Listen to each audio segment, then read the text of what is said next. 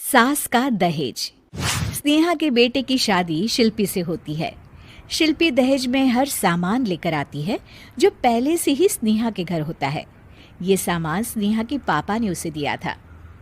अरे शिल्पी, मेरा टीवी क्यों हटाया? क्यों हटाया मतलब? अरे बड़ा और अपडेटेड टीवी है ये। स्नेहा को गुस्सा आता है और वो शिल्पी के बड़े टीवी के बगल में अपने पुराने जमाने का टीवी भी रख देती है। बड़ी आई अपडेटेड वाला। अरे बहुत सारी तेरी जैसी बहुओं को जानती हूँ मैं, जो घर से लाए सामान का रौब दिखाती है। ये ना समझ के हम भिखारी हैं। देख ले, हमारे पास भी टीवी है। ओहो, जो करना है वो करो। कोई मेहमान आएगा तो हंसेगा कि एक ही जगह दो दो टीवी। हंसने दे, दुनिया भी तो देखे कि सिर्फ तू नहीं, मैं भी दहेज लेकर आई थी। अब यही हाल हर सामान का हो जाता है।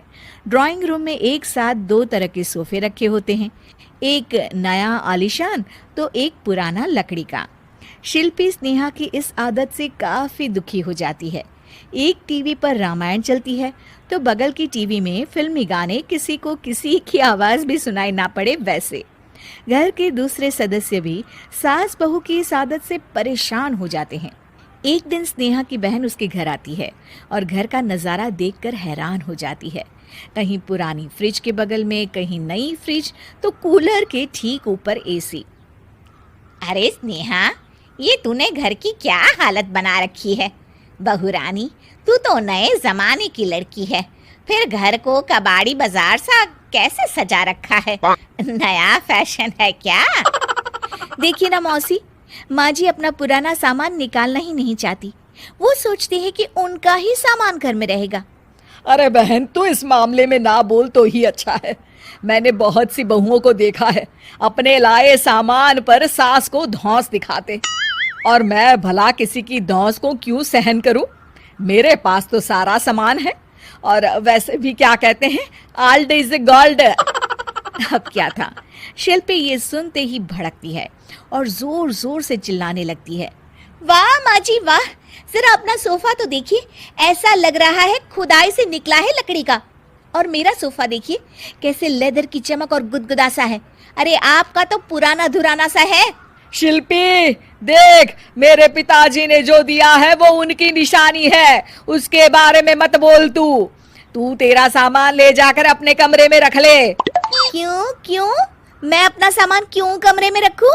और जो मेरे ससुराल आए वो यही कहे, ओ कितना ओल्ड फैशन घर है। दोनों की बहसा बहसी में मौसी सर पकड़ लेती है। तुम दोनों जब देखो तब लड़ती रहती हो।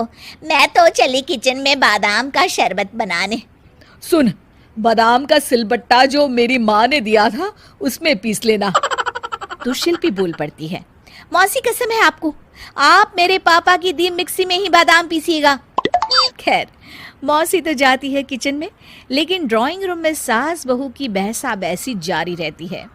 तभी शिल्पी को गुस्सा आ जाता है और वो अपने पापा के दिए सोफे पर जाकर जोर से बैठती है, लेकिन तभी सोफा जोर से आवाज कर टूट जाता है।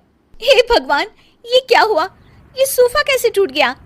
बेटा, अब समझ में आया ओल्ड इज गोल्ड क्यों कहा जाता है। टूट गया ना तेरा सोफा।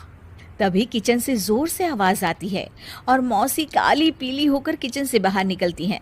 शिल्पी, तुम्हारी कसम के चक्कर में मैंने बादाम के लिए मिक्सी का उपयोग किया था, लेकिन जैसे ही प्लग ऑन किया, अरे मेरा ये हाल हो गया। और भरोसा करो आजकल की चीजों पर।